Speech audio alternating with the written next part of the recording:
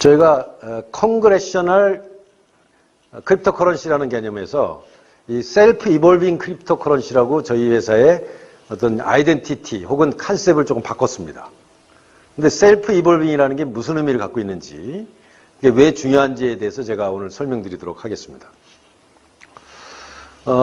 잘 아시다시피 저희가 생각하는 거는 앞으로 10년 이내에 전 세계 그 GDP의 약 10% 정도 되는 한 10,000빌리언 정도 되는 가치가 생길 것이다. 이런 전망들이 나오고 있는 상황에서 이제 비트코인 혹은 이더리움과 같은 현재 나와 있는 코인들도 상당히 발전을 하겠지만 새로 나온 코인들한테 굉장히 큰 기회가 있을 것이다라는 생각으로 일단 숫자로만 보면 한 현재 우리나라의 GDP가 약 1,500빌리언쯤 되고 비트코인이 한 20빌리언, 기타 크립토커런시가 한 5빌리언쯤 되면 그 예상에 따르면 한 10,000빌리언 정도가 새로 생기는데 그 중에서 기존에 있는 게 한 2,000빌리언이 된다 하더라도 8,000조 혹은 그 이상 되는 새로운 가치가 창출될 것이다라는 이제 전망하에서 이 시장에 엄청난 지금 경쟁이 되고 있는데 그 시장에서 우리가 선두주자 자리를 차지하려면 도대체 어떻게 돼야 되느냐.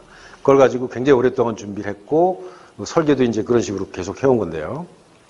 아시다시피 최근에 이 비트코인 가격이 급속하게 올라갔다가 떨어지는 과정에서 여러 가지 이제 문제점들도 나오고 어떤 개선점들이 계속 나오고 있고요. 그 다음에 비트코인뿐만 아니라 특히 최근에는 이더리움, 대시 이런 것들이 가격이 많이 올라갔고 이런 그 알트코인에 대한 기대들이 굉장히 높아졌는데요. 아시다시피 지금 한 달 만에 이더리움이 10불에서 40불 이상까지 올라갔고 대시 같은 경우에는 한 10불 수준에서 100불까지 10배 정도 올라가서 새로운 코인에 대한 기대들이 굉장히 높습니다. 그리고 지금 ICO들도 굉장히 활발해서 최근에는 골렘이라는 그 회사가 상당히 크게 성공을 했고요. 그 전에 퍼스트블러드 같은 회사는 몇십 분 만에 ICO를 성공할 정도로 세계 시장에서도 ICO에 대한 그 관심이 굉장히 높습니다. 근데 이제 저희 기본적인 전략은 제가 여러 번 설명드렸습니다만 전통적인 크립토커런시 시장에서 비트코인이나 리플, 대시나 이더리움 같이 젊은 그 벤처기업인들 혹은 해커들, 엔지니어들이 하는 이런 시장과 또 다른 시장인 허가형 이제 블록체인이죠. R3라든가 디지털 에셋이라든가 하이퍼레저 같은 금융권에서 그 블록체인을 활용해서 IT 솔루션에 대한 어떤 성능을 높이고 비용을 줄이는 이런 프로젝트들도 굉장히 많이 진행되고 있는데요. 저희가 이제 그 경쟁이 좀 덜하고 성공 가능성 있는 전략으로 저희가 채택한 것이 바로 SNS 전략을 취하자. SNS와 크립토커런시를 결합해서 가장 빠른 시간 내에 가장 많은 소비자를 확보하는 것이 예를 들면 페이스북이라든가 트위터라든가 이런 전략을 저희가 이제 채택을 하고 있습니다. 그래서 저희가 스타닥과 델리크라시라고 하는 일종의 그 SNS를 현재 개발을 상당히 맞춘 상태고요. 그리고 이제 코인 발행과 함께 이것뿐만 아니라 몇 개의 더 앱을 개발해서 그것을 시너지를 만드는 게 저희의 핵심 전략 중에 하나입니다. 그래서 비트코인이 약 한 1,200만 명의 지금 원래 유저가 있는데 20빌리언 정도 가치가 생겼고 이더리움이 이제 규모가 그보다 훨씬 작다면 우리는 한 1억 명의 소비자들을 어떻게 빨리 확보해서 가치를 만들 것인가에 모든 그 전략적 초점을 맞추고 있습니다. 이제 이거는 제가 전에도 말씀드린 거고 오늘 이제 핵심 주제로 제가 설명드리고 싶은 게 왜 셀프 이볼빙이냐라는 주제인데요. 자연계에서 블록체인과 가장 가까운 게 뭐라고 생각되세요? 혹시 생각나는 거 있으신 분? 승세령 씨 어떻게 생각하세요? 생각나는 거 없어요? 벌집이요. 또 다른 분? 혹시 생각나는 거 없어요? 개미요? 그것도 개미도 상당히 비슷하네요. DNA요? 그것도 그럴듯하네요. 네. 결국 이제 이 블록체인 시스템이 디센트럴라이즈드 오토노머스 네트워크 오가니제이션인데 우리 최동석 박사님이 항상 강조하시는 이런 구조가 자연계에서도 굉장히 바람직하고 그다음에 회사 조직도 이제 바람직하다고 말씀하시는데 저는 인간의 몸이 블록체인과 굉장히 비슷하다고 생각합니다.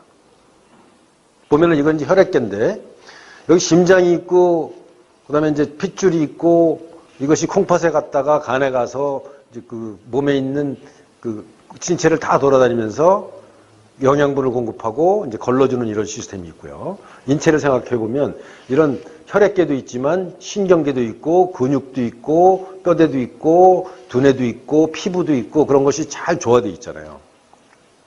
근데 이것이 다 세포로 이루어져 있습니다. 그렇죠? 뭐 몇십 조의 세포로 이루어져 있는데 그 세포가 다 단호 방식으로 작동되고 있습니다. 센트럴 바디가 있지 않아요. 두뇌 속에, 머릿속에 그 신경세포가 거기도 뭐 몇 쪽에 있다고 그러는데 거기에도 어떤 중심체가 있지 않습니다. 그 수많은 그 신경세포들이 자율적으로 조직되면서 생각이라는 게 태어나는 거거든요. 그래서 우리가 지금 구축하고 있는 블록체인도 Decentralized Autonomous Organization인데 바로 모든 생명체가 세포로 이루어져 있잖아요. 그 세포들이 생명을 이루는 원리가 단호의 원리라는 거죠. 그래서 이 험난한 세상에서 굉장히 어려운 그 생존 환경에 있는데 모든 생명체는 항상 먹이를 구해야 되고 항상 그 외부의 침입으로부터 방어해야 되고 그런 것을 자율적으로 컨트롤할 수 있는 그리고 오랫동안 지속 가능한 구조가 된 게 바로 이 세포들이 단호 방식으로 결합되어 있기 때문이라는 겁니다. 여기 이런 세포가 있는데 거의 인체에 있는 모든 세포 혹은 동물 세포들은 거의 다 모양이 비슷합니다. 여기 보면은 핵이 있고 여기 리보좀이라는 게 있고 미토콘드리아라는 게 있고 세포막이 있고 이런 것들로 되어 있죠. 실은 제가 대학교 때 생물학을 전공했기 때문에 이런 걸 잘 설명할 수 있습니다. 그리고 우리 보스코인을 설계할 때 생물학적 개념이 들어간 거예요. 아마 크립토커런시 설계할 때 생물학적 개념을 넣는 데는 거의 없을 겁니다. 그래서 제가 셀프 이볼빙이라는 개념, 이볼루션이라는 개념이 굉장히 중요하다고 말씀드리는 건데요. 또 다른 질문 하나 더 드릴게요.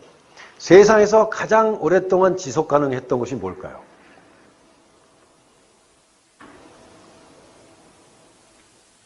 우리 전명사 씨 뭐 같아요?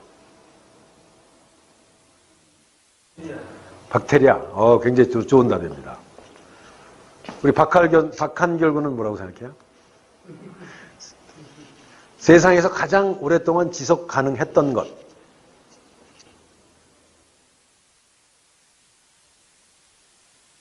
네? 모르겠어요? 경제학 공부하면 별로 이렇게 도움이 안 돼. 이쪽에서는. 아까 답이 나왔는데 DNA입니다. DNA가 처음 생긴 게 32억 년 전인가 그렇죠. 그때 이런 그 염기 구조로 ATCG라고 하는 이런 구조로 되어 있는 단 4개의 어떤 세포 구조가 복잡하게 연결돼 갖고 지금 지구상에 있는 몇 천만 가지의 세포는 그 생명체는 다 똑같은 이런 그 DNA 구조를 갖고 있습니다. 4개의 염기를 갖고 있어요. 식물도 그렇고 뭐 박테리아도 그렇고 그 인간체도 그렇고 다 이런 ATCG로 이루어졌거든요. 그 이유는 뭐냐면 세상에 있는 모든 생명체의 조상은 단 한 개의 생명체라는 거예요. 그 생명체는 바로 한 개의 DNA라는 겁니다. 그 DNA가 이렇게 이중나선으로 지금 돼 있는데요. 이게 끊임없이 복제돼 갖고 생긴 거고 그래서 제가 재밌는 그림을 하나 가져왔는데요. 이게 이제 그 몰디브에 있는 섬의 풍경입니다. 이 하늘에는 이 수많은 별이 있고 이 바닷가에도 별이 많아요. 몰디브에 가서 뭐 먹는다 그러죠? 모히또 먹는다 그러는데 신혼여행 많이 가는 데죠. 여기에 보면 바후드라는 섬이 있는데 이 섬에 가면 이렇게 바다에 이렇게 별이 엄청나게 많습니다. 이게 뭘까요? 이게 바다에 사는 일종의 박테리아인데 발광 박테리아입니다. 그래갖고 빛을 내요. 그래갖고 굉장히 아름답죠. 이렇게 은하수가 있는 것처럼 밑에 이런 별들이 있는데 이렇게 생긴 박테리아인데 재밌는 게 뭐냐면 인도양에 보면 이렇게 거대한 250km에 거쳐서 바로 이 발광 생명체가 꺼졌다 켜졌다 합니다. 근데 250km의 거리에 떨어져 있는 이 어마어마하게 많은 뭐 수십억 개인지 수조 개 되는 이 바로 서로 따로 떨어져 있는 이 바다 박테리아가 동시에 불을 켰다가 동시에 불을 꺼요. 굉장히 이상한 현상이죠. 왜 그럴까요, 이거? 그러니까 세포가 생겼는데 이게 서로 그렇게 멀리 떨어져 있는데 어떻게 동시에 빛을 냈다가 동시에 꺼질까? 일종의 단호를 하는 겁니다, 이 사람들이. 네트워크를 하는 겁니다. 디센트럴라이즈드 돼 있고 오토노머스하게 네트워크 돼 갖고 작동을 하는 건데 이게 왜 이렇게 되냐면 이 박테리아는 물고기에 먹혀야만 자기가 재생산을 할 수 있어요. 근데 혼자 발광하면은 물고기가 볼 수가 없어. 너무 작아서. 단체로 발광하면은 물고기들한테 천적한테 잘 잡아먹히고 그게 파라사이트가 돼갖고 그러니까 담체가 돼서 자기가 재생산을 할 수 있는 구조가 되기 때문에 그 자기의 어떤 그 생명체를 재생산하기 위해서 이렇게 단체로 발광하는 겁니다. 이게 일종의 단세포 생명체가 다세포 생명체로 가는 일종의 메커니즘 중에 하나라고 보는 거예요.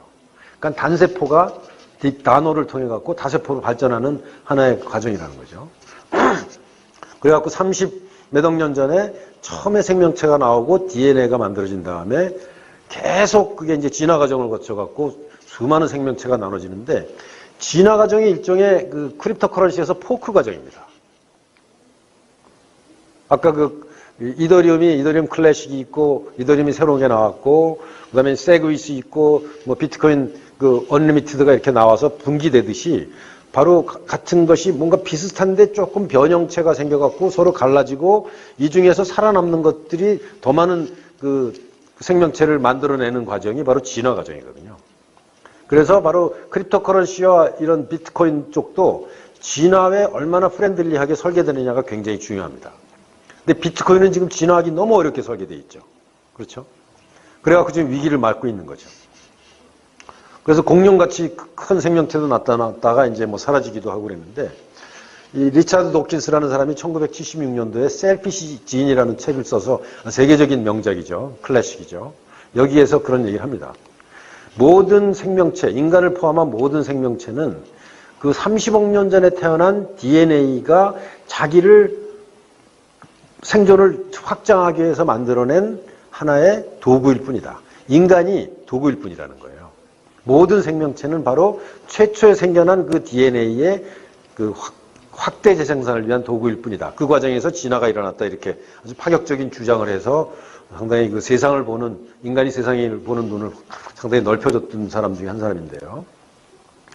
그래서 제가 이 진화의 원리와 크립토커런시를 어떻게 연결할 것인가가 중요하고, 바로 30억 년이 넘는 과정, 그 세상의 엄청난 변화 속에서 뭐 화산 폭발도 있었고 빙하기도 여러 번 왔었고 그러는 과정에서 그 30억 년 동안 바로 DNA가 생존할 수 있고 더 많은 베리에이션을 만들어낼 수 있었던 것은 바로 진화 프로세스를 거쳤기 때문인데요.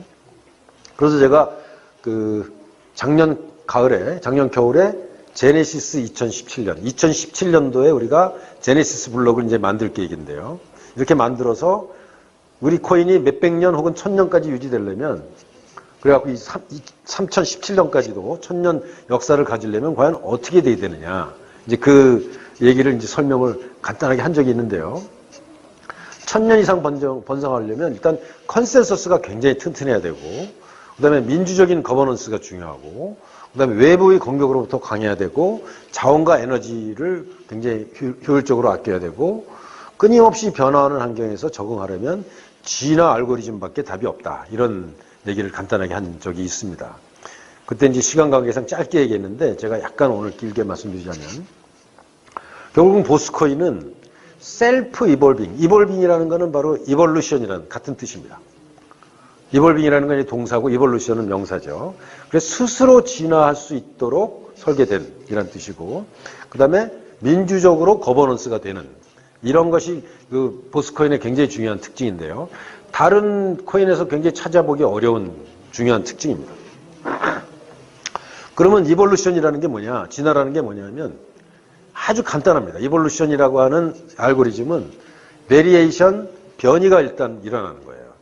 그 생물체에서는 돌연변이죠. 변이가 일어나고 그다음에 셀렉션. 그 여러 가지 변이 중에서 셀렉션, 선택이 되는 겁니다. 살아남는다는 얘기죠. 그다음에 듀플리케이션. 살아남는 것들이 굉장히 많이 생겨나는 겁니다. 이것이 무한 반복되는 것이 바로 진화의 원리인데 이 알고리즘은 굉장히 단순한데 이게 이제 찰스 다윈이 그 발견한 원리죠. 세상의 원리인데 이것의 그 적용 분야라든가 실제로 그 작동되는 분야는 무궁무진하게 많습니다. 예를 들면 그 경제 분야도 진화에 의해서 움직이는데요.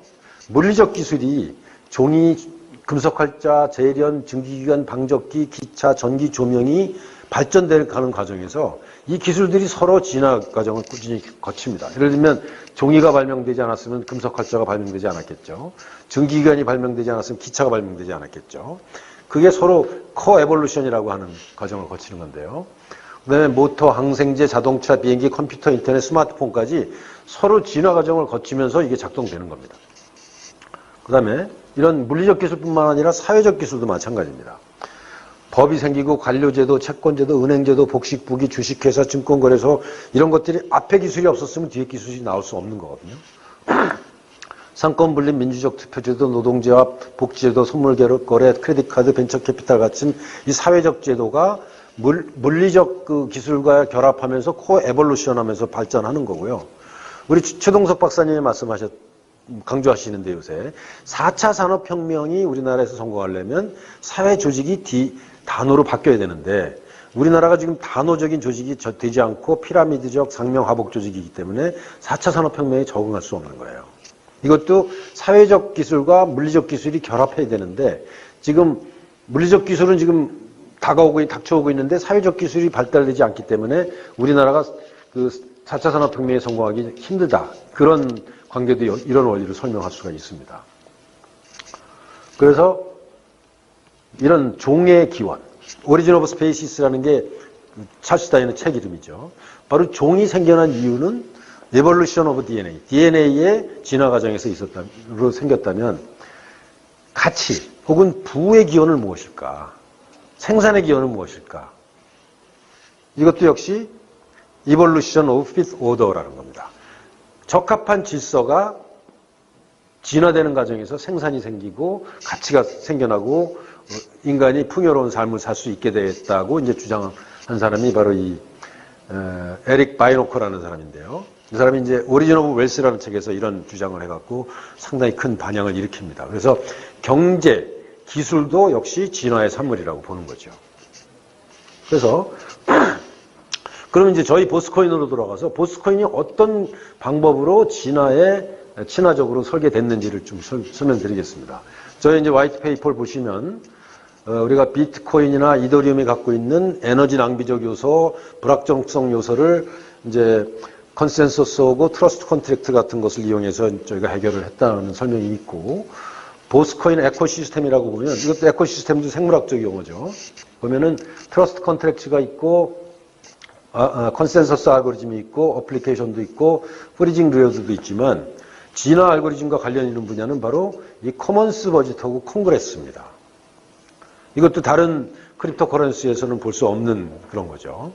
그래서 콩그레스가 이제 풀 로드를 운영하는 사람들이 콩그레스가 돼갖고 중요한 수시로 투표를 통해 갖고 민주적으로 의사결정을 하는 거버넌스 시스템이 내재되어 있다라는 게 이제 굉장히 중요한 특징 중에 하나고요.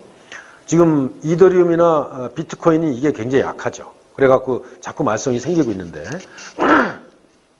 그러니까 이제 비트코인 같은 경우는 거의 결정을 할 수 있는 메커니즘이 없어갖고 굉장히 여러 가지 문제가 생기고, 이더리움은 약간 독재적인 방법으로 결정을 해서 문제가 생기고, 그래서 우리는 민주적인 방법이 이제 중요하고, 그 다음에 커먼스 버짓이 이제 굉장히 중요한 건데, 우리 코인의 양을 보면 전체 우리 발행 총량이 5 빌리언, 50억 개고, 초기에 이제 5억 개를 저희가 발행하는데요. 이 중에서, 커먼스 버짓이 18억 개로 36%나 됩니다. 굉장히 큰 물량을 커먼스라는 게 무슨 뜻인가요? 우리 승선학 씨 무슨 뜻인지 아세요? 커먼스. 전명사시 뭐죠? 우리말로 번역하면. 그렇죠. 공공재 혹은 공유재, 공유재산이라고 얘기할 수 있죠. 그래갖고 경제학에서는 그 공유지의 비극이라고 얘기할 때 공유지. 그러니까 모든 사람이 가질 수 있는 그런 재산이라는 뜻인데, 어쨌든 여기서는 바로 이 36%나 되는 것을 누구나 가져갈 수 있도록 이렇게 오픈해 놓은 겁니다. 굉장히 특이한 구조죠. 이게 이제 진화 프렌들리하게 설계하기 위해서 이게 들어간 건데요. 근데 참 사람들이 지금 초기에 5억 개를 발행하는데 이니셜 디벨롭먼트 코인이 있죠. 여기서 이 중에 상당 부분은 우리가 ICO로 팔게 될 것이고 또 바운티 물량으로 많은 사람들한테 분배가 될 겁니다. 근데 이제 한 100여 년에 걸쳐 갖고 50억 개까지 늘어나면 화폐가 인플레이션이 생기는 거 아니냐 이런 우려를 갖고 있는 분들이 꽤 있는데요. 실제로 이게 한 10배 정도 늘어나는 과정에서 초기에 확보한 사람들은 10배가 늘어날 가능성이 많습니다. 왜냐하면 처음에 이니셜 디벨롭먼트 코인을 확보해서 이제 자기가 풀 노드를 운영해서 콩그레스 멤버가 되면 이 컨퍼메이션 리워드에서 상당히 많은 수독이 생길 수 있고요. 그 다음에 프리징 리워드에서 상당히 물건을 많이 받게 됩니다, 자기가. 그래서 자기가 풀 노드만 운영해도 10배가 올라갈 수가 있어요. 근데 이제 이거는 그래서 컨퍼메이션 리워드하고 프리징 리워드는 이 콩그레스를 운영하는 사람한테 큰 도움이 되는 코인인데 이 커먼스 버짓은 누구한텐가 열려있는 조금씩 나눠주는 코인입니다. 근데 이게 왜 에볼루션하고 관계가 있냐면 우리의 구조가 이 커먼스 버짓을 누군가 프로포즈를 하면 이제 그 돈을 나눠주게 돼 있거든요. 그래갖고 매달 한 번씩 투표를 하게 돼 있습니다. 그거는 누구나 다 보스코인을 알고 있는 사람은 누구나 프로포즈를 할 수 있어요. 예를 들면 우리 승세랑 씨가 나한테 한 달에 500만 원씩만 주시면 전 세계 여행을 다니면서 보스코인을 홍보하겠습니다. 그 프로포즈를 낼 수 있어요. 매달 500만 원 주면 내가 500만 원을 받아갖고 그거를 홍보하는 데 쓰고 그 다음에 그 보고서를 매달 내면 그 보고서가 통과되면 매달 500만 원씩 받을 수 있어요. 근데 콩그레스 멤버들을 설득해야 되겠죠. 아, 승상 씨가 뭐 한 거를 비디오도 찍고 사람들한테 얘기한 결과를 쫙 보고 하면은 아, 충분히 500만 원보다 훨씬 더 큰 가치를 만들어내는 활동을 했구나. 이런 거에 대한 믿음을 주면 그 코인을 받을 수 있습니다. 또 어떤 사람은 스타닥 같은 게 있는데요. 스타닥에서 내가 100만 명한테 5천 원씩 나눠주기 위해서 보스코인이 필요하니까 보스코인을 달라. 10달에 거쳐서 이런 계약으로 내가 배포하겠다. 이런 거를 이제 스타닥에서 제안을 하면 이 콩그레스에서 판단하는 거죠. 아, 이렇게 에어드롭을 통해 갖고 예를 들면 100만 명한테 5천 원씩 나눠줬을 때 그로 인해서 화폐 발행량이 증가되는 것보다 네트워크 효과를 통해 갖고 보스코인의 밸류가 올라가는 게 더 많다라고 콩그레스 멤버들이 판단을 하면 그 배포되는 겁니다. 또 어떤 사람은 나는 비디오를 잘 찍으니까 비디오 클립을 이 보스코인을 홍보하는 비디오 클립을 제작할 테니까 제작비를 달라. 혹은 뭐 내가 보스코인과 관련된 컨퍼런스를 개최할 테니까 코인을 달라. 이런 작업을 할 수 있고요. 결정적으로는 우리가 지금 보스코인의 그 코드가 어떤 특정 부분에서 약간 좀 부족한 게 있는 것 같다. 해킹에 취약할 수 있다. 혹은 뭐 포크 가능성이 있다고 그랬을 때 그거를 어떤 전문 엔지니어들이 그걸 업그레이드 해갖고 내가 이런 계획으로 업그레이드 할 테니까 나한테 돈을 달라. 한 달에 500만 원씩 10개월간 주면 내가 이런 거를 업그레이드 하겠다. 혹은 내가 여기에 적합한 앱을 개발할 텐데 나한테 한 달에 1,000만 원씩 우리 팀한테 1,000만 원씩 주면 6개월간 앱을 개발해서 사용자 수를 훨씬 더 많이 늘리겠다. 그런 작업을 할 수가 있습니다. 그래서 바로 이 커먼스 버짓이 36%를 그런 데 쓸 수 있기 때문에 이 과정을 통해 갖고 우리 시스템 자체가 끊임없이 이볼브 될 수 있다는 거예요. 진화를 할 수 있다는 거죠. 진화를 하기 위해서는 에너지가 항상 필요합니다. 왜냐하면 수많은 베리에이션이 생기고 베리에이션 중에서 선택되는 게 있고 선택되는 것이 계속 복제가 되는 과정에서 에너지가 필요한데 바로 그 에너지를 자체적으로 우리가 공급해 줄 수 있는 커먼스 버짓이라는 그런 컨셉을 저희가 창안했기 때문에 스스로 이볼루션이 일어날 수 있는 그런 코인이라는 거죠. 이게 이제 코인 업계에서는 저희가 처음인 것 같은데 약간 비슷한 게 하나 나왔다고 얘기는 들었어요. 그게 셀프 이볼빙이 아니라 셀프 어멘딩이라고 그랬죠? 박한결 씨, 그게 코인 이름이 뭐죠? 셀프 어멘딩. 크립토, 네? 테조스라고 하는 게 비슷한 게 나오긴 했는데 거기는 커먼스 버짓이 있는지는 모르겠어요. 그런 게 있나요, 거기? 거기도 이제 컨셉만 나왔는데 어쨌든 우리처럼 그렇게 충분히 성숙된 것 같지는 않고 그런 셀프 어멘딩이라는 컨셉을 걔네들은 갖고 있습니다. 그래서 바로 아까 얘기했던 비트코인의 어떤 포크 문제 생겼을 때 이 시스템의 어떤 단점들을 항상 스스로 공급하는 에너지를 가지고 교정해 나갈 수 있기 때문에 에볼루션이 세상의 변화에 따라서 충분히 될 수 있다. 이제 그렇게 생각하는 겁니다. 커먼스 버짓하고 바운티하고 어떻게 달라요? 네, 좋은 질문이신데요.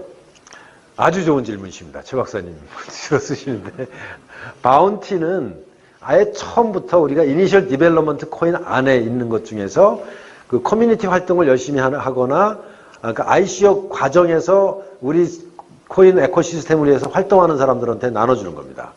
그래갖고 번역을 해준다든가 아니면 블로그에 글을 써준다든가 뭐 홍보를 해준다든가 이런 활동을 하는 사람들한테 소량씩 나눠주는 걸 이제 바운티라고 하고요. 전체 발행 물량의 2%를 저희가 바운티로 지금 하는 거고요. 이 커먼스 버짓은 제네시스 블록이 발생한 다음에 그 다음부터 한 5년 정도 동안 이렇게 발행해갖고 꾸준히 나눠주는 거고요. 또 커먼스 버짓은 5년 동안에 이제 6년인가요? 발행되면 끝나는데 그 후에 우리 거래 수수료 중에서 30%가 끊임없이 커먼스 버짓으로 유입되기 때문에 영원히 커먼스 버짓은 존재합니다. 그래갖고 영원히 이볼브 할 수 있도록 그렇게 설계된 겁니다. 그래서 이제 뭐 중복해서 설명드리면 콩그레스 노드가 있고 뭐 스타닥이나 델리크라시가 프로포즈 할 수 있고 다른 엔지니어들이라든가 마케팅하는 사람들이 프로포즈를 하면 이 콩그레스 멤버들이 매달 한 번씩 투표를 해서 찬성이 반대보다 10%가 넘어갈 때 패스되는 그런 방식으로 결정을 했고요. 그렇게 되면 끊임없이 이 시스템을 위해서 활동하는 사람들한테 코인을 공급하는 이제 그런 구조가 된 겁니다. 그래서 이제 그렇다면 그런 것이 왜 어떻게 해서 이 진화 과정에 도움이 되는지를 약간 진화 이론을 제가 조금 더 설명드리고 싶은데요. 피트니스 랜드스케이프라는 단어가 있습니다. 혹시 이게 무슨 뜻인지 아시는 분?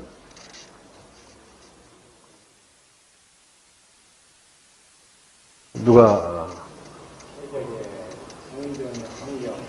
최적의 생존 환경이요? 굉장히 가깝게 맞죠. 뭐라고요? 적합적. 굉장히 잘 아시네. 이게 이제 피트니스 랜드스케이프 하니까 어떤 사람은 피트니스 센터 경치 뭐 이렇게 설명하는 사람이 있는데 이게 생물학 진화학에 나오는 개념인데요. 적합지형도라고 얘기를 하죠. 아까 바르게 말씀하셨는데요. 다윈이 이 진화론을 얘기할 때 survival of the fittest. 그러니까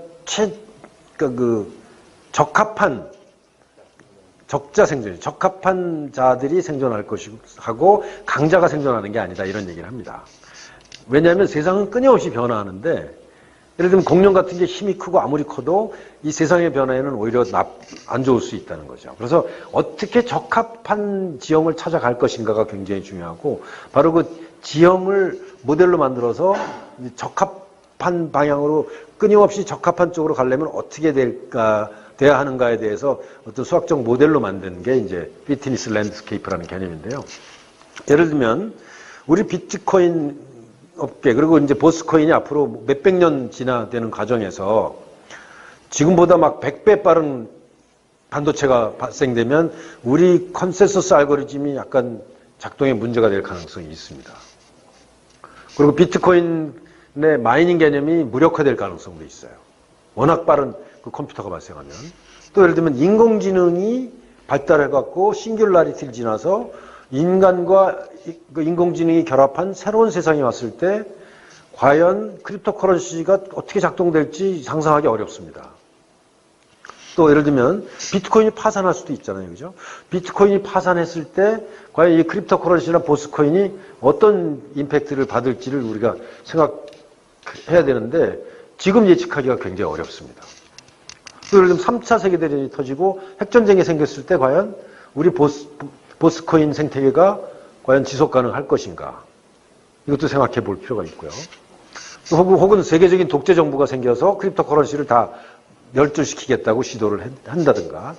그러니까 여러분들 과거 한 50년, 100년을 생각해 보시면 세상에 어마어마한 많은 변화가 생겼습니다. 기술적인 거, 생산적인 거, 사회제도 굉장히 많은 변화가 있었고, 국가가 흥망성쇠를 거듭했고, 전쟁도 많았는데, 앞으로 50년, 100년, 1000년을 생각하면 도저히 우리가 상상할 수 없는 수많은 일들이 일어날 거예요. 근데 그런 거를 지금 전혀 예상할 수가 없습니다. 근데 그런 시간 속에서 우리 보스코인이 생존하려면 결국은 그때마다 생존할 수 있는 베리에이션을 만들고 수많은 베리에이션을 만드는 거는 포크를 많이 한다는 얘기입니다. 포크가 크립토커런시에서는 나쁜 걸로 되게 생각하는데 실제로는 포크를 많이 해야 돼요. 그 중에서 생존하는 것들이 이제 나오는 것이고 그 생존하는 것이 더 많은 그 노드들을 만들어냄으로써 진화 과정을 통해서 장기적인 생존이 가능하다는 거죠. 그래서 이제 피트니스 랜드스케이프가 이런 모양으로 생겼습니다. 그래서 예를 들면 진이 A가 있고 B가 있으면 이 높은 데 있는 게 생존 가능성이 높은 거고 진 A와 B가 콤비네이션이 이렇게 됐을 때 생존 가능성이 낮다고 보는 거죠. 이걸 그래픽화해서 어떤 세상이 끊임없이 변할 때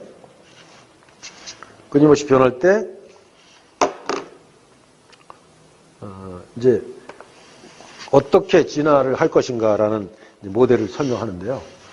그래서 이 그림을 보면 여기 있는 어떤 생명체가 이쪽으로 살살 기어 올라가서 A라는 봉우리로 올라가는 게 있고 또 올라가서 B라는 봉우리로 올라가는 게 있고 여기 C도 이제 여기 올라가는 경우가 있는데 문제는 이 봉우리들이 오르락내리락 합니다. 예를 들면 어떤 지형이 있는데 갑자기 빙하가 녹아갖고 이 산 꼭대기까지 물에 다 잠겨버리면 여기까지 물에 다 잠겨버리면 이게 다 죽는 거예요. 실제로 그 생명체 현상들이 그런 게 굉장히 많습니다. 혹은 온도가 굉장히 많이 올라가갖고 죽는다든가 공룡 같은 경우도 실제로 온도가 너무 떨어져갖고 다 멸망해버렸잖아요. 그래서 굉장히 다양한 베리에이션을 만들어야만 이 생존 가능성이 높은데 어쨌든 이렇게 이 피트니스 랜드스케이프도 봉우리가 여러 개가 있는 그 피트니스 랜드스케이프가 있고 이런 후지산처럼 하나의 봉우리가 있는 랜드스케이프도 있습니다. 그래서 이거는 이제 인간살이에도 관계가 있는데요. 어떤 사람은 나는 고시 공부를 해갖고 판사가 될래. 그래갖고 이 봉우리 하나만 집중하는 사람도 있고 어떤 사람은 이 수많은 이 봉우리 중에서 도대체 내가 어디 찾아갈까 고민하는 사람들도 있습니다. 지금 승수령 씨가 이제 그런 고민을 하고 있죠. 지금 이 바닥에 서 있는데 내가 우리 예술계로 갈 것인가 블록체인계로 갈 것인가 아니면 미국으로 갈 것인가 굉장히 고민하고 계시는데 그거 굉장히 좋은 겁니다. 다양한 시도를 하는 게. 왜냐하면 어떤 사람이 사법고시를 공부한 사람이 갑자기 사법고시가 없어져 버리잖아요. 이 봉우리가 없어진 거예요. 그럼 그 사람은 인생이 완전히 망가지는 겁니다. 그래서 다양한 시도를 할 수 있는 것이 굉장히 중요하다는 거고요. 그래서 이제 그걸 가지고 생물학적인 진화 과정도 설명하지만 이렇게 랜덤 점프라는 방법. 그러니까 근데 랜덤 점프라는 게 있고 또 이제 어댑티브 워크라는 거 있고 이것이 콤비네이션으로 해서 이것을 갖고 경영 전략이라든가 이런 데도 많이 씁니다. 그래서 경영이라는 게 세상의 환경이 계속 바뀌잖아요. 예를 들면 에너지 가격이 막 올라갔다가 폭락하기도 하고 이자율이 굉장히 올라갔다 떨어지기도 하고 벤처 투자가 활성화됐다가 없어지기도 하고 그 환경에 따라서 자기가 어떤 전략을 취했느냐에 따라서 그 회사가 흥망성쇠가 결정되는 경우가 많습니다. 근데 미래를 예측할 수가 없는 거예요. 그렇기 때문에 이 피트니스 랜드스케이프의 진화 원리에 따르면 작은 점프를 끊임없이 시도를 해야 된다. 그래서 어떤 봉우리가 높은지를 잘 모르기 때문에 그런 점프를 계속해야 되고 가끔가다 또 큰 점프도 해야 돼요. 작은 점프만 하다 보면 큰 세상의 변화에는 적응할 수가 없습니다. 그래서 이런 원리를 가지고 이 회사의 기업의 어떤 흥망성쇠와 전략을 짜는데도 바로 이 피트니스 랜드스케이프가 굉장히 중요한 모델을 제시하는데요. 어쨌든 이 진화 과정이 필요한 이유는 세상이 끊임없이 엄청나게 변하기 때문입니다. 그래서 지금 어떤 것을 특정한 것을 설계해갖고 변하지 않으면 결국은 세상의 변화에 의해서 자기 스스로가 죽게 돼 있어요. 그래서 우리 코인도, 보스코인도 여러 가지 변화를 끊임없이 시도하고 작은 변화, 그 다음에 큰 변화도 가끔 가다가 시도하면서 포크들이 일어나고 그 포크가 세상의 큰 변화나 작은 변화에서 작은 변화는 높은 봉우리로 올라가는데 굉장히 중요한 겁니다. 큰 변화는 내가 봉우리로 올라가긴 했는데 남산까지밖에 못 올라갔어. 작은 걸로. 근데 실제로 남산 꼭대기까지 물이 차버리면 망하잖아요. 그러니까 큰 점프를 통해 갖고 예를 들면 뭐 한라산 꼭대기까지 올라갈 수 있는 그런 큰 점프도 가끔 해야 됩니다. 그래서 이런 수많은 베리에이션이 생길 수 있는 내재적인 에너지와 시스템을 갖추는 게 어떤 기업이나 어떤 생명체나 어떤 사회 시스템이 꼭 필요하다는 거예요. 그게 단어와 결합돼 있어야 되는 거고요. 그래서 어쨌든 이 보스코인이라는 게 셀프 이볼빙이라는 것을, 그러니까 셀프라는 건 그것이 내재화되어 있다는 거죠. 진화 과정이 진화 프로세스를 촉진하는 것이 내재화되어 있는 코인이라는 뜻입니다. 거의 지금까지 나온 코인 중에서는 유일하게 이런 것이 내재화되어 있는 거고요. 그래서 저는 이런 특성 때문에 우리가 장기적인 어떤 생존 가능성을 높일 수 있고 굉장히 복잡한 환경 변화에서도 경쟁에서 이길 수 있는 시스템으로 갖춰져서 우리가 올해 제네시스 블록을 만들고 나서 오랫동안 생존할 수 있는 설계가 돼 있다 이렇게 말씀드리겠습니다. 그래서 우리 블록체인 OS가 많은 경쟁을 거쳐서 결국은 블록체인 시대에 굉장히 중요한 플랫폼으로 만들기 위한 설계가 이런 식으로 돼 있다는 걸 말씀드렸습니다. 이상입니다. 혹시 질문 있으면. 어떻게 천년의 계획을 설정하게 해서 아무도 생각할 수 없는 천년의 계획이요? 네, 3017년에 3년에 천년의 계획이죠. 질문하신 건가요, 지금? 네. 아무나 쓰지 못하는 단어인데요. 그러니까 천년이라니까 저희가 이제 역사 공부를 해보면 엄청나게 긴 시간이죠. 제가 이제 한 60년 살았는데 60년 동안에도 어마어마한 변화가 있었죠, 우리나라가. 우리 어렸을 때는 농업사회였잖아요, 그죠? 그러다가 1차 산업혁명, 2차 산업혁명, 4차 산업혁명까지 왔고, 그 다음에 전쟁, 6.25 전쟁 끝나고, 그 얼마 있다 태어나서 그동안 정치 시스템도 굉장히 많이 바뀌었고, 세계적으로도 큰 변화가 있었는데, 1000년은 엄청나게 긴 세월이죠. 근데 그걸 설계하려면 결국은 진화 방법밖에 없습니다. 또 하나 중요한 게 있어요. 뭐냐면 1000년 왕국이 전 세계적으로 몇 개 없습니다. 로마가 1000년 가까이 갔지만 중간에 한번 공화정에서 황제정으로 바뀌죠. 우리나라에 1000년 왕국이 있습니다. 신라, 그죠? 신라가 거의 1000년 갑니다. 인류 역사에 거의 없는 일이거든요. 중국의 역사를 보면 그 왕조들이 300년 이상 된 왕조가 거의 없어요. 뭐 20, 30년 된 많고, 뭐 100년, 200년간 거 있지만 300년 이상은 못 갔습니다. 그게 왜냐면 국가가 어떤 구조적으로 망하게 돼 있는 거거든요. 어떤 시스템이 고착되면 망합니다. 근데 그럼 신라가 어떻게 1000년을 갔을까? 거기에서 굉장히 중요한 게 거버넌스에 관련된 겁니다. 저희가 거버넌스를 굉장히 중요시하는 그 시스템이잖아요. 거버넌스라는 건 결국은 집단의 의사결정에 관한 문제인데 한 집단 내에서 사람들이 생각이 많이 달라요. 많이 다른데 국가도 그렇고 기업도 그렇고 어떤 조직은 항상 끊임없이 결정을 해야 됩니다.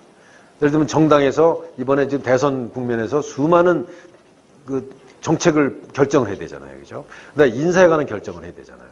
국가도 뭐 외교, 뭐 무슨 굉장히 전쟁을 할 거냐, 뭐 세금을 어떻게 할 거냐, 굉장히 많은 결정을 해야 되는데, 이 결정에서 의사가 다른 사람들끼리 갈등이 생겨서 되게 망하는 거거든요. 근데 신라가 왜 1000년을 유지할 수 있었냐 하면, 이건 제 주관적인 생각인데, 화백제도 때문에 그런 겁니다.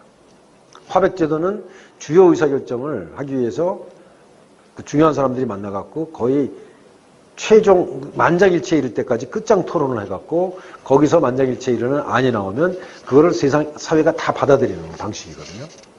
그래서 이 거버넌스 구조를 잘 설계하는 게 장기적인 생존에 굉장히 중요한데, 그래서 저희가 아예 처음부터 콩그레스라는 거버넌스 구조를 설계한 이유가 바로 그런 것도 굉장히 중요하게 작동되는 거예요. 비트코인이나 지금 이더리움은 그런 거버넌스 구조가 없거든요. 그래서 장기적인 생존, 그러니까 1000년의 생존을 어떻게 할 것인가 해서 아까 말씀드린 그 에볼루션을 촉진하는 시스템, 자율적으로 진화되는 시스템과 거버넌스를 잘 설계하는 시스템이 굉장히 중요했고, 그게 바로 콩그레스와 코먼스 버짓으로 반영된 겁니다. 화백제도가 그 아까 10%의 찬성률이 있어야만이 콩그레스에서 통과가 끝나는 게 서로 연결되는 시점인가요? 그건 좀 다르고요. 화백제도는 이제 만장일치에 이를 때까지 그 토론을 하는 거고, 우리는 뭐 몇천 개 혹은 몇만 대의 노드가 존재할 거기 때문에 거기까지 가기 힘들고, 단순 다수결이 아닌 10% 차이 나는 거 한 것도 상당히 저는 진보라고 생각해요. 예를 들면 브렉시트 같은 경우에 영국에서 51%가 찬성하고 48%가 반대했거든요. 그러니까 나라가 그냥 엉망이 되잖아요. 박근혜 대통령이 51.6% 돼갖고 대통령 됐잖아요. 문재인 후보가 48% 그때 받았습니다. 근데 단순 다수결로 그렇게 결정되면 이 세상이 분열될 수밖에 없어요. 근데 10% 정도 차이 나면 괜찮습니다. 예를 들면 56%가 찬성하고 뭐 44%가 반대하면 그래도 아주 미세한 차이로 결정되는 것보다 낫죠. 그래서 그런 구조로 거버넌스 스트럭처를 짰기 때문에 그런 것까지 다 생각해서 미래에 어떤 일이 생길지 모르니까 지금 미래에 있는 사람들이 스스로 결정하도록 하자. 그리고 그 사람들이 그 진화 과정에서 필요한 에너지를 안에서 얻을 수 있도록 하자. 이게 어떻게 보면 굉장히 단순한 것 같지만 굉장히 중요한 저희의 구성 요소라고 생각하는 겁니다. 멋져요? 감사합니다. 또 다른 질문 있으신가요?